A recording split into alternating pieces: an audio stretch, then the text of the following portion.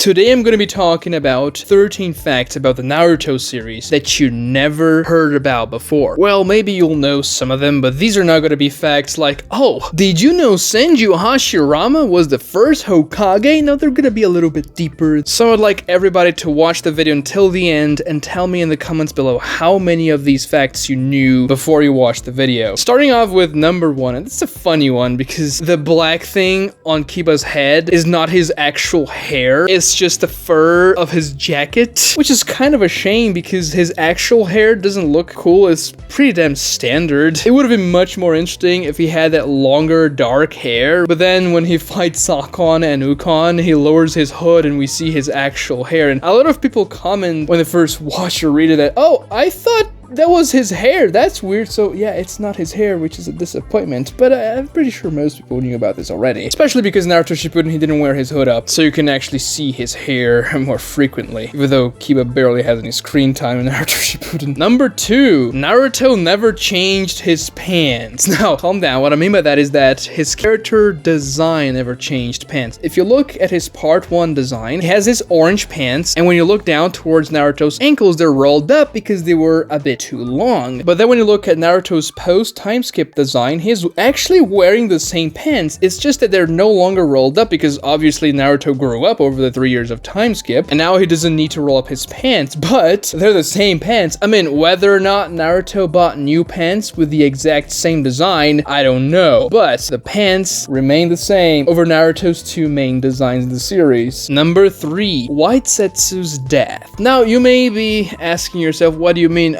We saw a lot of White Zetsu dying in the war, and yes, that's true because Obito used a White Zetsu army to fight against the Alliance, but I'm referring to the original White Zetsu, the one who was pretty much stuck with Black Zetsu during the entire Naruto Shippuden era before the war. I like to refer to him as Prime White Zetsu because he is the original one, the one who was in the cave with Obito when Obito was crushed and helped by Madara and all that, and he actually dies in the series, but people kind of overlook that because he dies in the war, and a lot of White Zetsu were dying in the war, so it's not as though like, oh no, what a great loss, another White Zetsu died, but that was actually the original one who was with Black Zetsu the entire time. Do you know when Prime White Zetsu died? Comment down below. This is not something a lot of people know. I'll give you 3 seconds. 1, 2, 3. It was actually against Sasuke. You know when Sasuke first showed his eternal Mangekyo Sharingan, revealing his new eye pattern and used the Susanoo saying, oh, these eyes can see through darkness very well, and then he escaped Obito's cave hideout. He killed one White Zetsu with an Amaterasu laced sword there, and that so happened to be Prime White Zetsu. We know that because he used his Spore Jutsu just like he used against the 5 Kage in the summit to essentially track Sasuke, and then Sasuke used the White Zetsu inside of him to provide sacrifice for Orochimaru's Edo Tensei later in the war arc. And we also know that the general army of White Zetsu didn't have access to that particular Spore ability because otherwise the army would be so freaking OP. Number 4, and now I'm gonna talk about losses in translation in the Naruto series because obviously the original series is in Japanese and when it's translated or dubbed, you're gonna lose some stuff just by the nature of how 2 very different languages work and how you have to adapt the series. One of those pretty big losses is the word usuratonkachi. Usuratonkachi. Usuratonkachi. Usuratonkachi.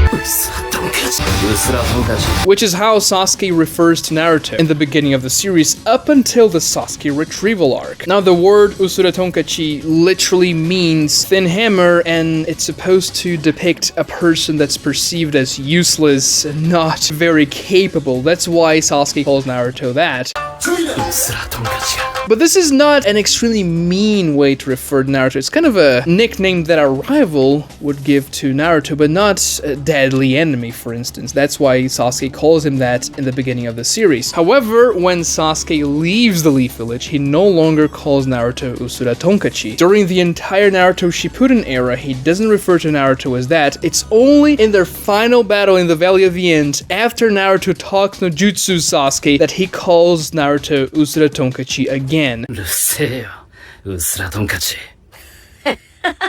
That's the problem here. The translation for usuratonkachi varies a lot. Sometimes it's buffoon, sometimes it's loser, sometimes it's idiot. They do not keep it consistent because it doesn't really translate very well. But when Sasuke uses this word again in the Valley of the End, it symbolizes that, oh, Sasuke is back. He is referring to Naruto the way he used to back in the day when they were friends and allies. It's a very nice scene that calls back to this way that Sasuke used to refer to Naruto that people that don't really understand Japanese can't understand what's happening, so you lose a bit of the context, which is actually very important for that scene. When you see their arms exploded apart and their bloods interconnected, that's when Sasuke calls Naruto usuratonkachi, and if you don't have that context, you just kind of miss that part. And speaking of Sasuke and the losses in translation, one thing that's very peculiar to Sasuke's character in the Japanese version is that he does not use honorifics like kun, san, chun, whatever, even sensei. He never refers to anybody as that, except when he was a little kid before the Uchiha clan massacre. It's kind of a meme that Sasuke referred to Itachi as Nisan. Nisan, Nisan, Nisan, Nisan, Nisan, Nisan, Nisan, Nisan,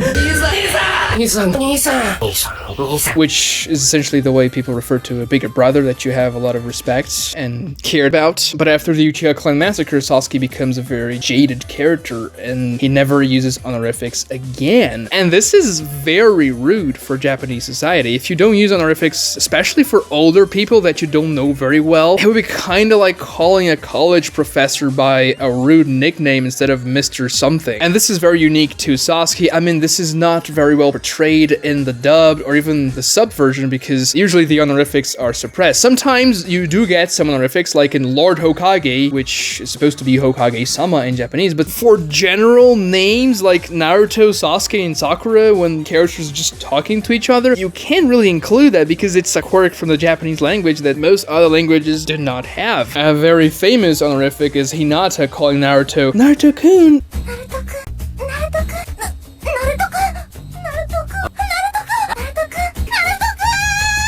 Every single time she speaks to him because she respects him a lot, and she would feel very embarrassed if she just said Naruto. But obviously, in the English version, she just says Naruto and that's it. And that's one more thing that you lose when you don't speak Japanese. Number 6. The implement Madara famously uses throughout his fights is not a guitar, it's a fan. I know a lot of people still think that's a guitar. Yeah, it looks like a guitar, but it's a fan. Speaking of which, number 7. Uchiha means fan, and you can just look at the Uchiha clan symbol, it's a fan as well. Number 8 is going to be another interesting way to look at how things are different in the Japanese version as to other languages because, as I mentioned before, many things are lost in translation. Did you know that Night Guy is not actually Night Guy? The name of the jutsu is not Night Guy in Japanese. Let me explain. Every single jutsu that Guy uses with his gates is related to an animal and a time of day. The deeper he goes into the gates, the later the time of day gets. And the animal is used to symbolize how the jutsu looks like. So, for instance, his 6th gate jutsu is called Asakujaku in Japanese, the morning peacock. Morning because it's just the 6th gate, so it's kind of early in the gates, and a peacock because the pattern of fire that he creates kind of looks like a peacock when the tail is opened up. Then we have afternoon tiger in the Hirodora with the 7th gate. It gets a little bit later in the day, and I mean, the Hirodora looks like a tiger, it's pretty blatant.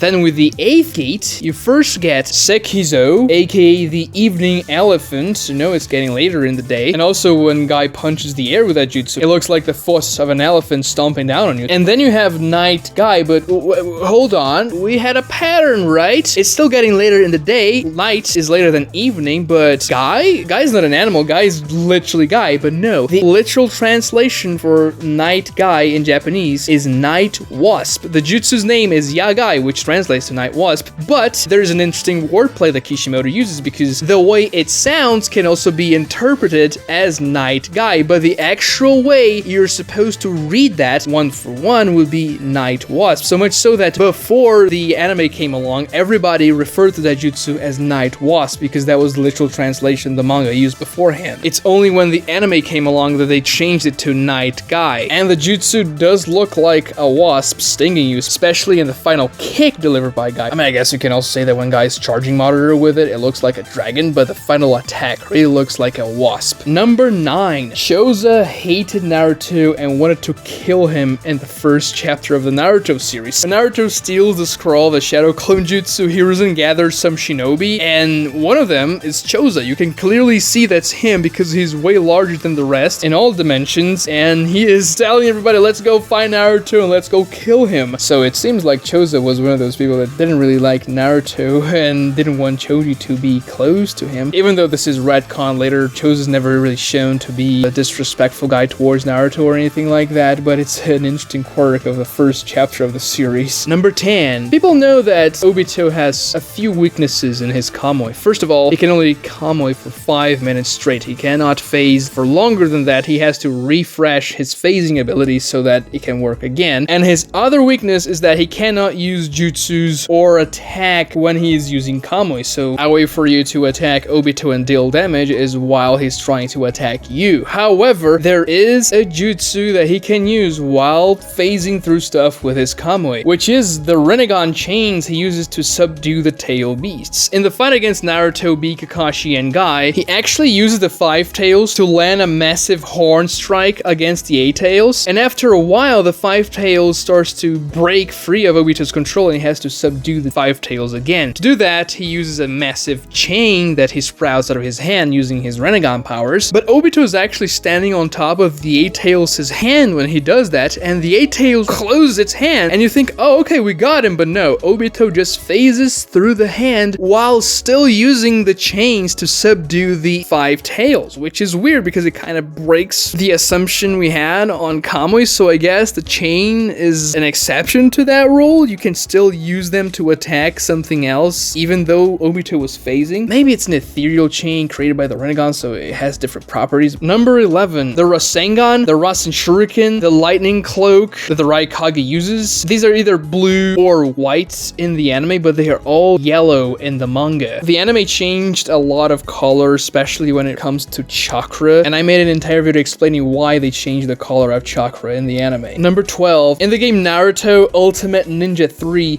Jiraiya has a Fire Style Rasengan, which actually looks pretty cool. However, that was obviously not canon because we learned later that nobody was able to infuse a nature transformation into the Rasengan. That's what Minato failed to do, and Jiraiya never did it either. So Naruto was the first one to infuse it and create the Rasen Shuriken. So that Fire Style Rasengan, although being extremely cool, is not something that is canon to the Naruto series. But it's interesting that Kishimoto probably had this idea of infusing a nature transformation into the Rasengan and kind of gave him this idea. Or maybe, no, the game studio just came up with that themselves and gave it to Jiraiya because they thought it would look cool, and maybe that even inspired Kishimoto into using wind style for Naruto's Rasengan, which I kind of doubt, but you know, it's a cool fact. Number 13, there is only one Akatsuki member, at least from the canon ones, because who cares about Juzo, that Naruto has never personally met. And that Akatsuki member is going to be Hidan. Obviously, Naruto is not present for the fight where Hidan kills Asuma, and for the rematch fight against Hidan and Kakuzu, Naruto eventually arrives in the battlefield, but when he arrived there, Shikamaru had already taken Hidan outside of the main battlefield back into the forest so that he could entrap him using his strategy and all that. Naruto never got to see Hidan. It would be interesting to see an interaction between the two of them because they have such different personalities. I'm pretty sure Naruto would absolutely despise Hidan with every fiber of his being, and Hidan would try to make fun of Naruto, try to goad him into attacking him so that he could draw some blood, but he is the only guy that Naruto never interacts with. And I guess that makes sense. Hidan was pretty much Shikamaru's nemesis, so if you put Naruto in the middle of things there, it would kind of take away from Shikamaru's moment with Hidan and his revenge. Let me know in the comments how many of these facts you knew before watching the video. Subscribe if you haven't done so already, and please like the video. This really helps me with the YouTube algorithm, and it's free. It takes 2 seconds. Come on, do it now. Thank you so much for watching, guys.